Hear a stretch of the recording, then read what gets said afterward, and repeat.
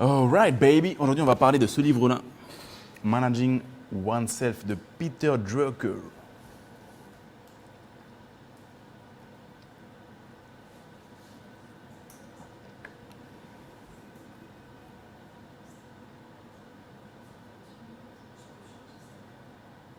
Le son est bon. Merci, Mickaël. Merci, Ramzi.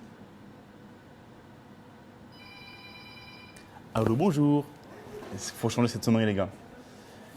Yo, Jigoku. Salut, Stéphane. Yes. Merci, François. 5 sur 5. Alright, baby. Yes. Donc, on va parler de ce livre-là.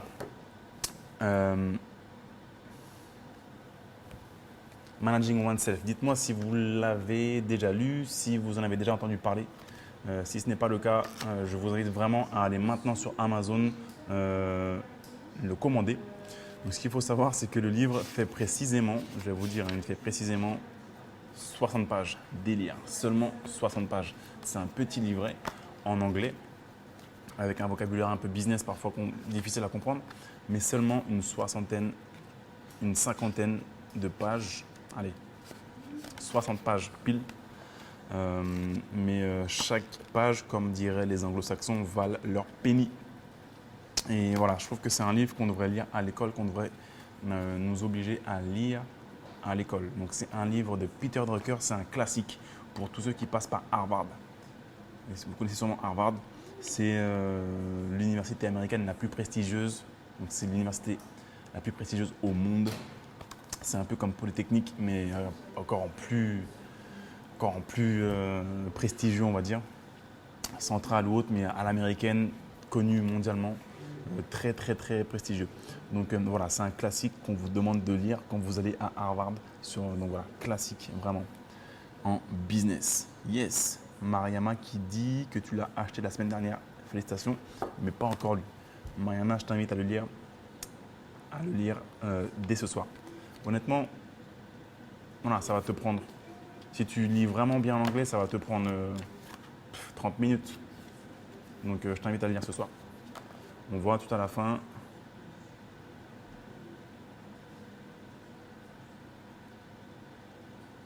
Donc ça fait partie du top 10 dans les must-read, livres business. Donc vraiment un livre à lire. Le truc, c'est que, donc voilà, Managing Oneself. En français, c'est pas facile à traduire. Donc, si vous voulez, c'est se contrôler, se gérer soi-même, mieux se connaître soi-même. Donc, le but, c'est de mieux se connaître pour pouvoir mieux réussir. Quand je suis rentré de Londres en 2008, donc de 2007 à 2008, j'ai bossé à Londres en tant qu'informaticien. Je suis rentré en France, j'ai travaillé à La Défense en région parisienne. Et j'ai travaillé, donc j'étais dans une entreprise d'informatique, une SS2I, une société de services en ingénierie informatique, donc chez Alten, pour être plus précis, qui est une grosse boîte en informatique. Et donc j'ai été placé en tant que consultant chez Société Générale, SocGen, donc à La Défense, Tour Chassagne, étage 13, donc au C13, Chassagne 13, donc juste à côté de la tour Alicante. Et la nouvelle tour Granit qui se construit entre-temps pour ceux qui connaissent, les traders et les informaticiens qui bossent là-bas. Donc je suis arrivé là, Alten, ils m'ont donné le statut cadre. Je suis cadre, j'arrive là, je suis assez content parce que bon, je suis jeune, j'ai fait 2 ans à Londres, je sors de mon école d'ingé, je suis informaticien, je suis cadre. Ouais, cool, je suis cadre. Mon père qui a été ouvrier toute sa vie, je lui dis je suis cadre. Il me dit oh, c'est bien et tout, tu es cadre. Tu vas pouvoir encadrer des gens et tout, tu vas être chef. Tu vas être chef. Quand tu es cadre, tu es chef. En fait, cadre, ça veut dire que tu encadres des gens. Tu es un manager. Donc déjà, voilà, moi je me dis je vais aller là-bas et je vais encadrer des gens. Je vais être manager. J'arrive là et je dis au gars, ah, merci Christophe qui dit salut papa, je ne suis pas balèze en anglais et je suis plus que ravi d'être abonné à DLS, des livres pour s'enrichir. C'est un gain de temps gigantesque que tu m'offres pour avancer ailleurs. Merci Christophe. Yes, le temps c'est de l'argent. Donc ouais, Christophe, bah voilà, on va envoyer du lourd avec Aurélia qui est ici sur DLS. On a plein de surprises à venir. Donc j'arrive là à la Société Générale, à mon petit bureau Chassagne 13, C13, hop, boum, open space. Et là j'arrive premier jour, je vois c'est que des jeunes dans le bureau. Il y a 2 managers, mais ils ont genre 2 ans de plus que moi. Et il y a un senior qui doit avoir peut-être 15 ans de plus que nous. Et là, je dis au senior, je dis, ok, donc je dois encadrer qui? Je suis manager de qui? Comme je suis cadre. Et là, le gars il me dit, ah non, mais t'es cadre, mais tu dois d'abord savoir t'encadrer toi-même. Là, je me suis dit, effectivement, c'est pas bête. En fait, quand tu es cadre, c'est que déjà, tu dois pouvoir t'encadrer toi-même, pouvoir te gérer toi-même, t'occuper de toi-même. Tu es responsable, tu sais comment travailler, tu sais quand est-ce que tu sais travailler. Là où tu es opérationnel, là où tu es moins bon, tu connais tes forces, tes faiblesses, tu sais communiquer avec les gens. Tu dois d'abord savoir t'encadrer toi-même. Là, je fais, ok. Donc quand on est cadre, ça ne veut pas forcément dire qu'on doit gérer des gens. C'est déjà qu'on doit savoir se gérer soi-même. Et en fait, la plupart des gens, ils ne savent pas se gérer eux-mêmes. Ils ne connaissent pas, entre autres, leurs forces. Ils ne connaissent pas leurs forces, ils ne savent pas quelle est leur position, ce à quoi ils appartiennent, entre guillemets, c'est quoi leur clan, c'est quoi leurs valeurs. Ils ne connaissent pas tout ça. Et donc, du coup, ça les empêche de progresser et vraiment d'arriver à des résultats stratosphériques que je pense tout le monde peut atteindre si on sait ce pourquoi on est bon sur Terre. On a tous un truc où on est vraiment bon sur Terre, où on peut apporter beaucoup de valeur, où on est meilleur que 90% des autres et c'est là-dedans qu'il faut aller all-in. Donc Peter Drucker, dans ce livre-là, si vous ne comprenez pas l'anglais, si vous n'avez pas le temps de le lire ou autre, comme Christophe, et salut Jonathan, vous pouvez aller sur, il y a un lien là sur la description, deslivrespoursenrichir.fr/la-collection.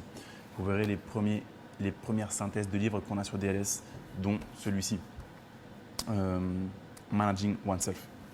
Donc vous pourrez accéder à ça. Et donc dans ce livre, Peter Drucker, donc nous on l'a synthétisé là-dedans, mais ce que Peter Drucker explique, c'est qu'il y a 6 leçons. Allez, disons 7. 7 leçons en fait, pour mieux se connaître.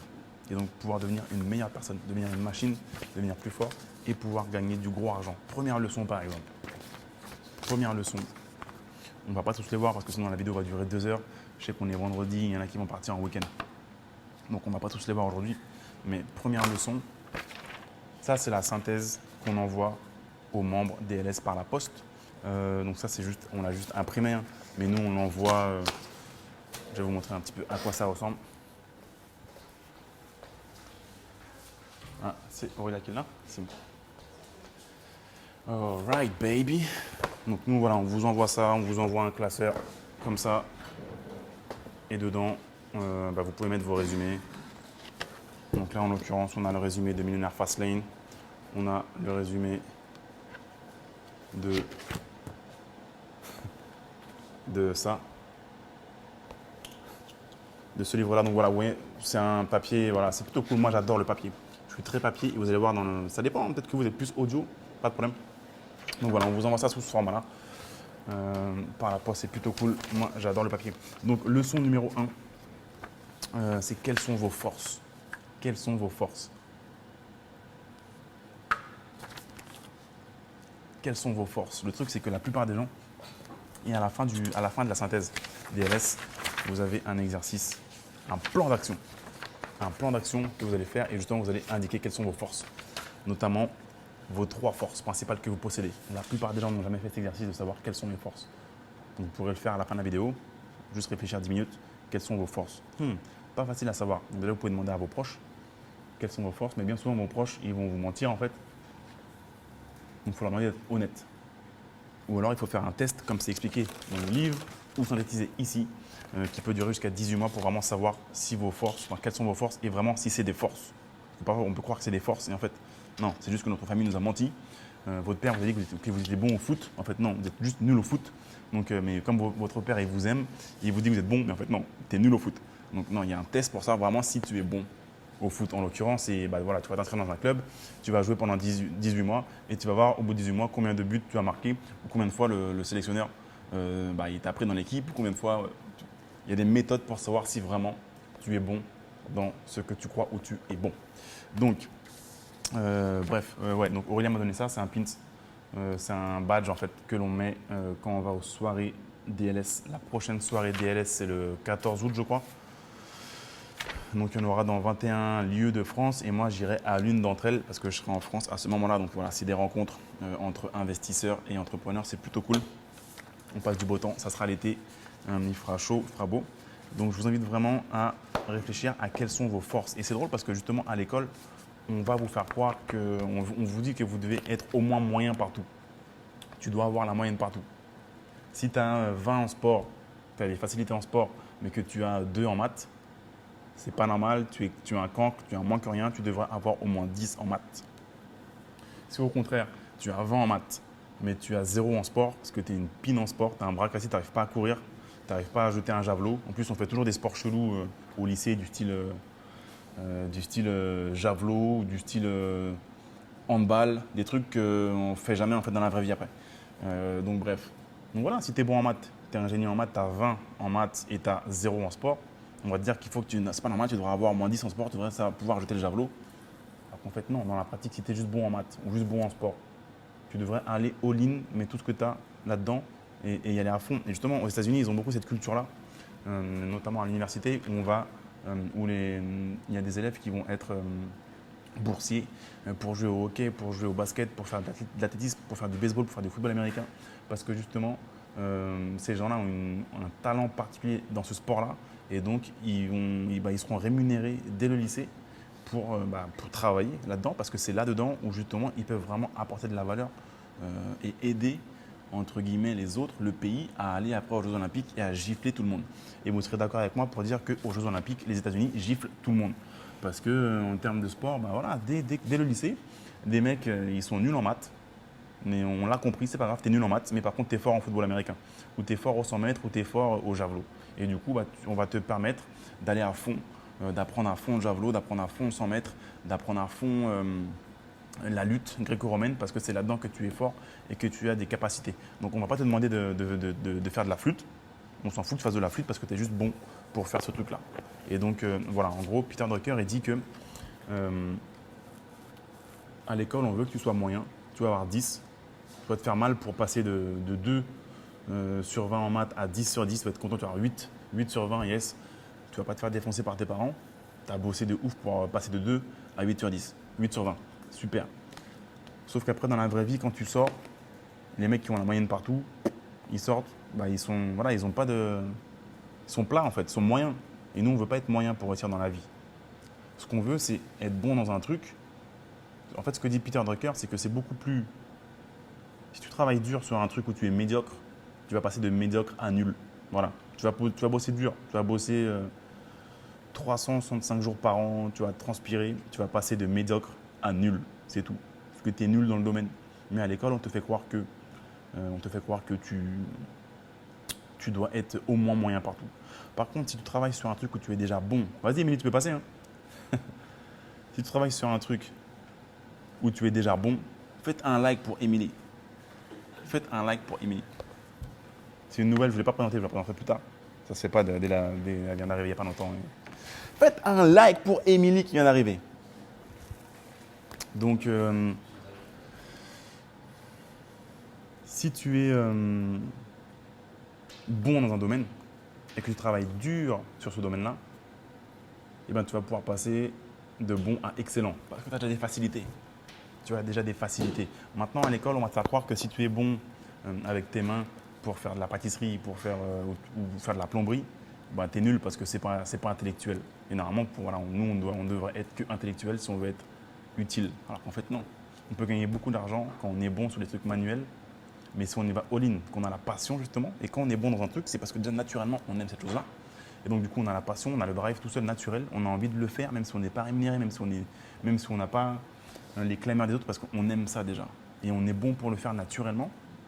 Et bien, quand on a cette passion-là qui va se dégager derrière, c'est là où vous allez pouvoir gagner beaucoup d'argent. Et il y a plein de mecs qui sont pâtissiers, boulangers, charpentiers, plombiers, et qui sont bons là-dedans, et qui ont maintenant des boîtes avec plusieurs salariés qui bossent pour eux, qui ont beaucoup d'argent.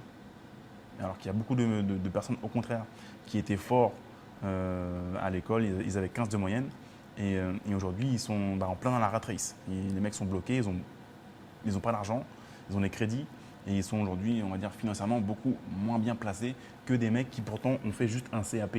Moi, quand j'étais en troisième, ma prof de français, elle a dit à mes parents, Ouais, bah, Cédric, il a du mal, il faut qu'il fasse. Il est tout juste bon à faire un CAP. Du style, si tu fais un CAP, ça veut dire que tu es un boulet. Il n'y a pas cette notion de tu veux faire un CAP parce que en fait, tu aimes ce métier-là. Tu aimes la mécanique. À l'école, si tu fais mécanicien, tu es un moins que rien. Du style, si tu ne sers pas ton cerveau, dans la vie d'après, tu es bête. Alors qu'en fait, non, tu peux être mécanicien et y avoir beaucoup d'argent. Si tu crées un business autour de ça par la suite, parce que tu as cette passion, tu as cette capacité, c'est facile pour toi à être un bon mécanicien. Tu comprends le moteur, tu comprends la mécanique, tu sais comment ça marche. Tu vas pouvoir créer de la valeur pour tes clients et tu vas pouvoir cartonner. Alors que le mec moi j'en connais plein, hein. Des mecs qui étaient avec moi dans mon école, ils avaient 14, 15, 16 de moyenne et aujourd'hui ils sont dans la rat race, bloqués.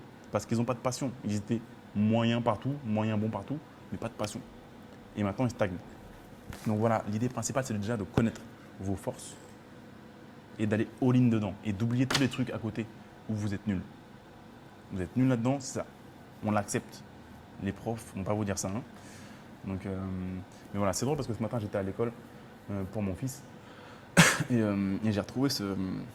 Déjà, honnêtement, big up pour les profs et les instituts et tout parce que honnêtement ils sont patients et tout, ils font un taf que moi je pourrais pas faire. Moi je prendrais un gosse, je ferais. Voilà, les mecs sont patients, donc respect, un des meilleurs jobs au monde ou autre, cool. Ils s'occupent bien de nos enfants et tout, respect. Mais j'ai retrouvé un peu cette atmosphère-là où on te dit qu'il faut que tu sois bon partout, quoi, ou au moins moyen. Et c'est ça que j'aime pas trop. Et donc du coup, on est là pour l'entretien annuel. Mon fils a 3 ans et demi. Du style, il faut faire un entretien annuel pour voir où il en est, pour voir s'il n'a pas des lacunes. Il a 3 ans et demi. Lacunes de quoi? Il ne sait pas bien dire Nutella. Enfin, il a 3 ans et demi. Bref. Et c'était assez drôle parce que je sais que moi, je sais que s'il est bon dans un truc et mauvais dans un autre, jamais je vais l'inciter à au moins avoir la moyenne dans la matière où il est nul. Parce que je verrai qu'il est nul et qu'en plus, il n'aime pas ça. Autant que, voilà, s'il a des capacités dans un truc, autant qu'il aille all-in là-dedans. Parce que je sais que c'est ce qui va lui servir plus tard. Et petit aparté, c'était assez drôle parce que la dame a dit, elle nous dit, avec ma femme, mais par contre, j'ai une question pour vous. Ouais, j'aurais voulu savoir. Et là, je me dis, mais qu'est-ce qu'elle va nous demander? Et elle nous dit, ouais, votre fils, des fois, j'ai l'impression qu'il divague un peu parce qu'il dit souvent, ouais, mon père, il a des Porsche, il a une Ferrari ou une Lamborghini, je sais pas quoi, ça va vite. Je crois qu'il raconte n'importe quoi. Et là, on se regarde avec ma femme, on dit, non, non, mais c'est vrai, là, c'est vrai, c'est vrai. Et là, elle a fait, ah bon, ah ok, ok, ok. C'était vraiment drôle. Dommage que c'était pas filmé parce que, non, non, il divague pas, il est pas fou. Et c'est vrai. C'était assez drôle. Mais, euh, mais voilà, il est rentré en petite section en février parce qu'il n'était pas propre fin d'année dernière, enfin en septembre dernier, sachant qu'il est né fin novembre, donc il est né tard dans l'année. Il est petit d'âge par rapport à sa classe. Et, on a déménagé dans notre nouvelle maison. Il a eu un petit frère, donc beaucoup de changements pour lui. Il s'est cassé la dent à un moment, on a dû l'arracher et tout, donc beaucoup de traumatisme. Donc oui, il a 6 mois de retard par rapport aux autres. Mais en même temps, voilà, je veux dire, est-ce qu'il va rater sa vie pour autant? Non, je pense pas. Donc, parce qu'il va lire beaucoup de bouquins et son papa a lu beaucoup, beaucoup de bouquins. Et non, je pense pas qu'il va rater sa vie pour autant. À 3 ans et demi, il y a des choses où il est très fort, d'autres où il est moins bon. C'est pas grave. Je sais que c'est humainement, c'est comme ça que nous, on fonctionne. On est très bons tous hein, dans un truc. Il y a des gens qui sont très bons pour faire des gâteaux. Très bons. Meilleurs que n'importe quelle pâtisserie. Eh bien, allez là-dedans. All-in. Il y a des gens qui sont bons pour être bricoleurs. Ils peuvent bricoler n'importe quoi. Eh bien, allez là-dedans. All-in. Moi, par exemple, je suis nul en bricolage. J'aime pas. J'aime pas ça. Et souvent, ma chérie va me dire « Ah, c'est dommage que tu ne sais pas bricoler et tout. » Ça ne m'intéresse pas. J'aime pas ça du tout. Je préfère payer quelqu'un pour le faire pour moi. Même la mécanique, ça ne m'intéresse pas. En troisième, on faisait des cours de mécanique, en école d'ingénieur aussi, on usinait des pièces, ça ne m'intéressait pas du tout. Moi, juste, j'aime les voitures, j'aime la conduire, j'aime le couple, la puissance, j'aime la conduite sportive, la piste, mais j'aime pas la mécanique. Donc, mais après, voilà, les gens pensent que si tu as des voitures de sport, alors tu dois aussi être bon en mécanique. Les gens ont des blocages comme ça. J'avais fait une vidéo sur YouTube où je dis faites un like pour Akish. J'avais fait une vidéo où je disais donc je change la ligne de ma voiture, mon pot d'échappement. Et les mecs en commentaire, ils mettent ah, mais Bou, t'as menti, c'est pas toi qui la change, c'est un mécanicien. Bref, les gens pensent qu'il faut savoir tout faire en fait. Il faut être. Il y a une différence entre s'intéresser à tout, être un petit peu en mode renaissance, comme vous savez cette époque en Italie où les gens s'intéressaient à tout. On s'intéresse à tout, on est curieux. Mais de là à être curieux ou juste vouloir être bon partout, c'est impossible. On ne peut pas être bon partout. On ne peut pas être bon partout, à part si on s'appelle Platon ou autre. Moi, je ne suis pas Platon, hein, loin de là. Donc, on a tous voilà, des forces naturelles et il faut aller là-dedans, s'embrécher là-dedans et aller all-in.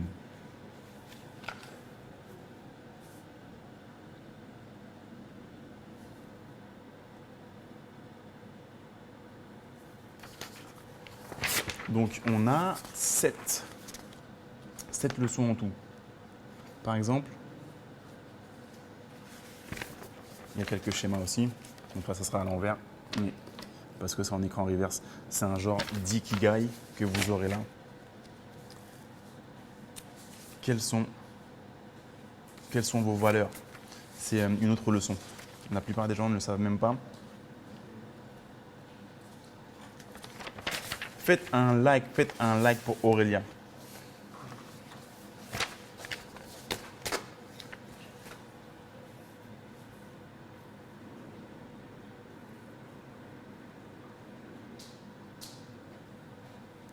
Je lis vos questions.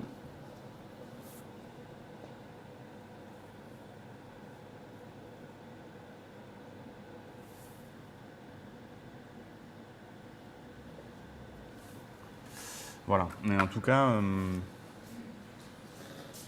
je vous invite vraiment à lire un maximum de livres. Mais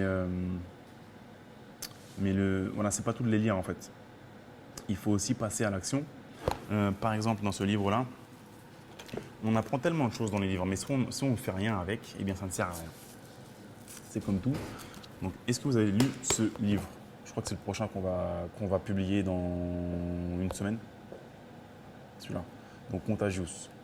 On va publier sur Des livres pour s'enrichir dans une semaine. Donc, si vous ne l'avez pas lu, vous pouvez commander maintenant sur Amazon. Si vous ne savez pas lire l'anglais ou si vous n'avez pas le temps de lire ou si vous préférez écouter, il sera disponible dans une semaine sur deslivrespoursenrichir.fr. Donc là-dedans, par exemple, c'est des choses qu'on connaît, mais il y a un exemple concret. Est-ce que vous savez que, par exemple, les barman ou les serveurs ou les caissiers, vous savez, quand vous allez à la caisse, souvent vous avez un pot et dedans vous avez des pièces et vous donnez un pourboire en fait quand vous allez à la caisse. Bon, en France, on ne donne pas trop de pourboire par rapport aux États-Unis, bref.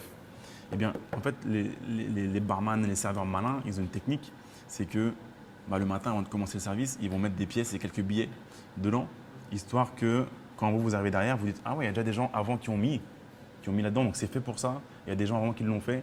Allez, je ne suis pas un bâtard, je vais mettre un billet ou une pièce. » C'est juste parce que voilà, c'est de la preuve sociale, c'est un petit peu le côté mouton. Moi aussi, je vais le faire.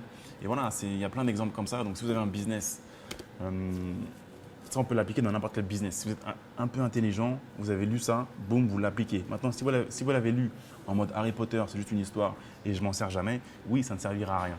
Maintenant, si vous le lisez, vous passez à l'action, là, vous aurez vraiment des résultats. Donc, Contagious, là-dedans, il y a 6 piliers. C'est un classique. Dites-moi en commentaire si vous l'avez lu. C'est un classique.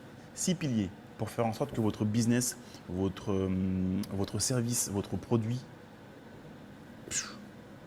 ait un effet viral, que ce soit contagieux, comme la grippe, comme la peste. C'est le même mécanisme. Le même mécanisme qui fait que une idée, un projet, un produit, eh bien, il est viral. Comme les poux. Les mêmes mécanismes. Yes. Skander qui l'a lu, Nicolas, pas lu. Nicolas, va sur Amazon. Il y a Marilyn qui dit qu'elle faisait ça quand elle était barmaid. Yes, Marilyn, c'est une barmaid maligne.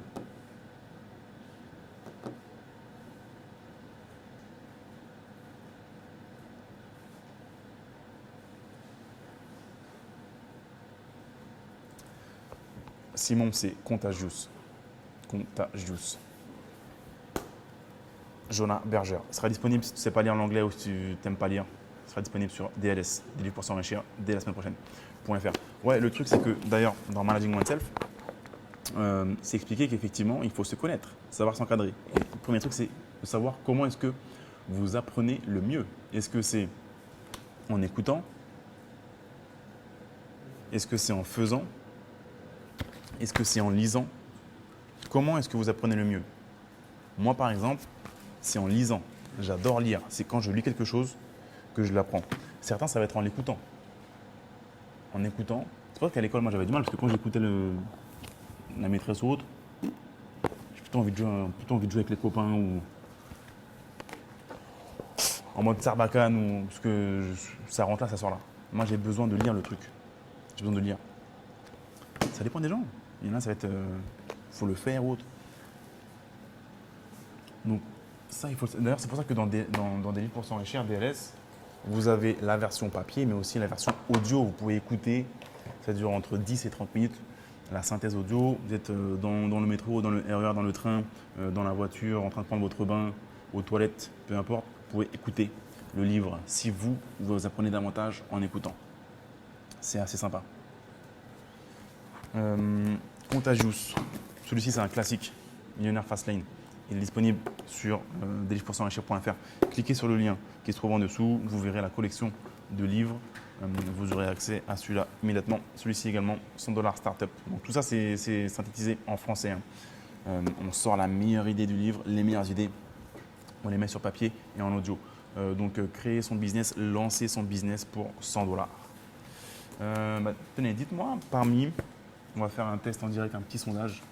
J'ai 5 livres ici sur mon bureau. Allez, j'ai 6 livres. Dites-moi lequel vous voudriez voir synthétisé dans des livres pour s'enrichir. On a eu une coupure d'électricité, mais grâce à la technologie, on est toujours live, en live. Faites un like si vous êtes encore là en live. Faites un like ou dites-moi un truc si on est toujours là. On est là, ça a coupé? Bah ouais, non, ça. T'es passé en 3G. Non, c'est le Wi-Fi, il marche toujours. Faites un like, yes, alléluia.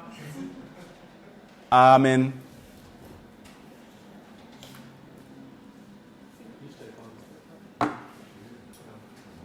William, je crois que tu peux setup. All right, on est toujours là grâce à la technologie. 1 heure la session. Damn. Donc j'ai 6 livres. Dites-moi lequel vous voudriez voir synthétisé. Merci William, merci Elder, merci Thibaut. Merci Michael. Lequel vous voudriez voir synthétisé sur des livres pour s'enrichir? Celui-ci. Donc sachant que voilà, encore une fois, si vous ne parlez pas français, anglais, c'est pas grave. Si vous ne parlez pas français, c'est chaud. Et si vous ne parlez pas anglais, c'est pas grave parce que ça sera synthétisé en français sur des livres pour s'enrichir. Donc celui-ci, How to sell anything to anybody. Comment vendre n'importe quoi à n'importe qui. Encore une fois, si vous voulez quitter la rat race, vous devez créer un business, vous devez vendre des services, des offres, des produits à vos clients et vendre des bons produits. C'est obligatoire. Vous devez avoir un business pour quitter la rat race. Si vous êtes dans l'immobilier, vous avez un business. Vous avez des biens à louer, que ce soit des murs commerciaux, que ce soit des bureaux, que ce soit de l'habitation, que ce soit un parking. Et bien voilà, vous devez vendre quelque chose. Donc voilà, celui-ci, premier livre, How to sell anything to anybody. Comment vendre n'importe quoi à n'importe qui. Donc un livre sur la vente, très important. Celui-ci, Web Copy That Sells. Donc là, c'est un livre sur le copywriting, donc comment écrire des textes de vente. Donc je vous montre les 6 et vous me dites après en commentaire lequel vous préférez.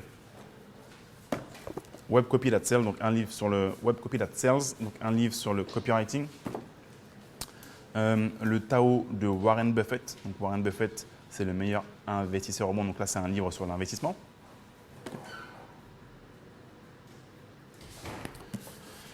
Wealth Can't Wait. Celui-ci, je l'ai lu il n'y a pas longtemps et il est pas mal.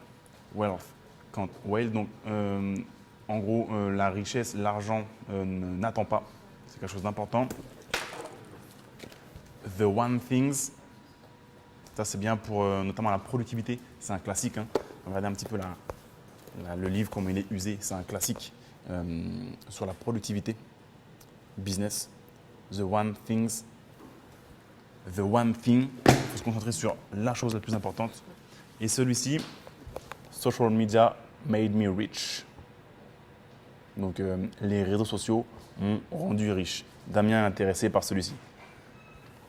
Donc voilà, sachant que les réseaux sociaux, allez, moi j'ai créé un compte Facebook en 2007. Je bossais à Londres. Donc j'ai créé mon compte Facebook, j'étais à Bank Station, je me rappelle bien. Et je travaillais chez un assureur japonais à Londres. Et c'est là où j'ai créé mon compte Facebook. Mais à l'époque, donc voilà, c'était encore très peu répandu en France. Et c'est vraiment qu'à partir de 2016 où j'ai commencé à faire du business avec Facebook. En tout cas, voilà. L'intérêt de ce livre, c'est que on utilise les réseaux sociaux tous les jours, donc autant gagner de l'argent avec. Tu peux passer si tu veux. Hein. Tu peux passer si tu veux. Ah, t'es cool. Donc, dites-moi, les gars et les filles, quel bouquin vous préfériez voir synthétisé dans des livres pour s'enrichir, ou alors même, vous savez quoi, achetez-les tous sur Amazon hein, si vous savez que vous allez les dévorer. Donc, Social Media Made Me Rich, The One Thing, Wealth Can't Wait, L'argent n'attend pas, Le Tao de Warren Buffett, livre sur l'investissement, Web Copy That Sells, donc un livre sur le copywriting, comment écrire des textes de vente. William dit qu'il faut qu'il le lise. How to sell anything to anybody, comment vendre n'importe quoi à n'importe qui. William l'a lu celui-là. Donc dites-moi lequel vous préféreriez voir. Thibaut qui dit tous.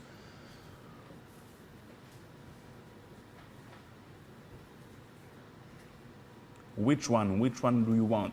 Lequel vous préférez? Lequel vous intéresse le plus?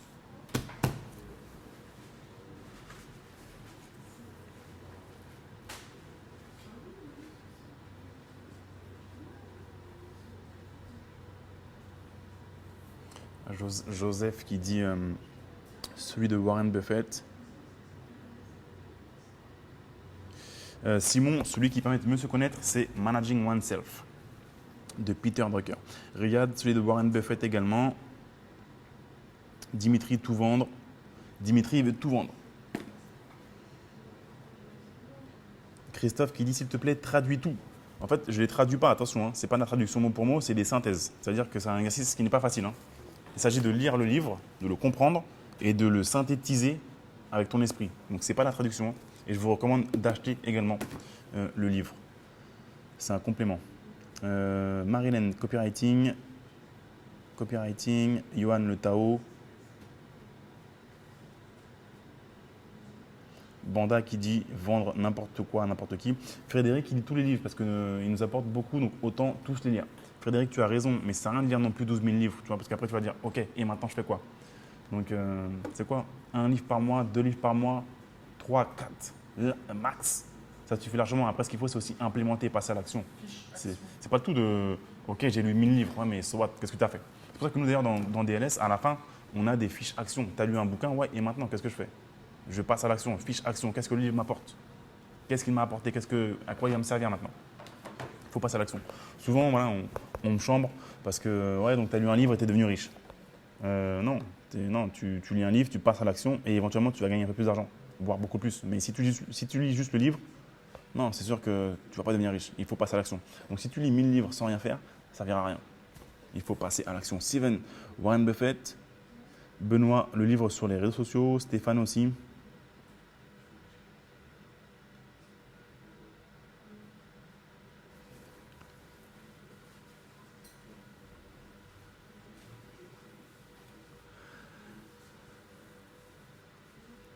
Denis qui veut tous les livres. Dante qui dit Unscripted qui est excellent aussi. On vient de le faire en synthèse. Il sera disponible bientôt sur des livres pour s'enrichir.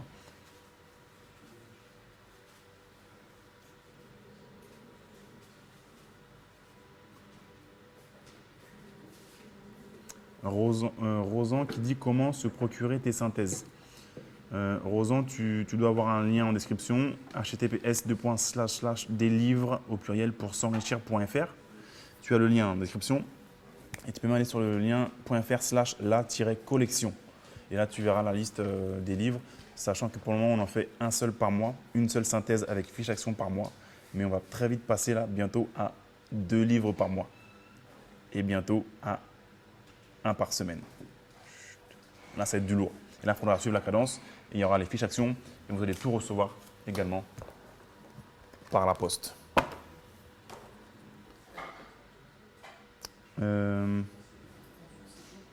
Alors, Benoît qui m'apprend un truc, il me dit qu'il existe la fonction sondage sur Facebook. Sur un live. Je ne sais pas comment on fait un sondage sur un live. Je ne suis pas sûr que nous puissions faire ça. Bon, en tout cas, voilà. Je ne sais pas trop quelle heure il est en France. Ouais, bien joué les Bleus. Hier, 1-0.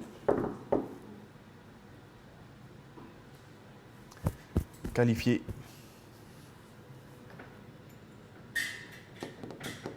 Marilène, ouais, c'est Aurélia, c'est pas Aurélie. Tu peux lui envoyer un message. On en a beaucoup maintenant, mais on en recherche toujours, oui. Kaelia, The One Thing. Aurélia, The One Thing, on en est où? On travaille dessus. C'est avancé déjà? C'est avancé déjà? Il sera disponible bientôt. Alright, baby. Donc voilà, si vous voulez accéder à ce livre-là, en synthèse, ainsi qu'à celui-là, immédiatement, également en audio, ainsi qu'à celui-là, ainsi qu'à Click Millionnaire, ainsi qu'à celui-là dès la semaine prochaine, et à cela très prochainement, vous pouvez cliquer sur le lien qui se trouve en description des livres pour s'enrichir.fr. Vous aurez accès à tout ça, synthèse, texte et également audio. Voilà, c'est vendredi, pas grand monde, les gens travaillent de la maison, certains sont off. Relax, big money, Damien qui va s'entraîner. Damien demain matin ou demain fin d'après-midi. Petite session. Training. Yes, papa.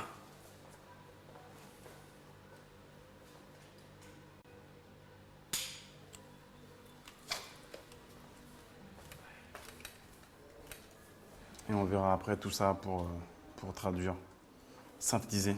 À demain, Damien. Bonne soirée à tous. Une partie de tout ça, on fera la synthèse. Il y a pas mal de livres ici.